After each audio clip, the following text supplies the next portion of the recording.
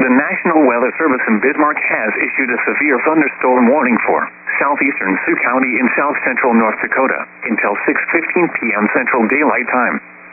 At 5:16 p.m. Central Daylight Time, a severe thunderstorm was located near Selfridge, or 16 miles northwest of McLaughlin, moving northeast at 25 miles per hour. Expected hazards include golf ball-size hail and 60 miles per hour wind gusts. This is a radar-indicated threat.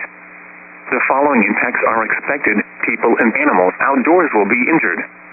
Expect hail damage to roofs, siding, windows, and vehicles. Expect wind damage to roofs, siding, and trees. Locations impacted include Selfridge, Standing Rock, and Standing Rock Nation. For your protection, move to an interior room on the lowest floor of a building. A tornado watch remains in effect until 11 p.m. Central Daylight Time for south-central North Dakota.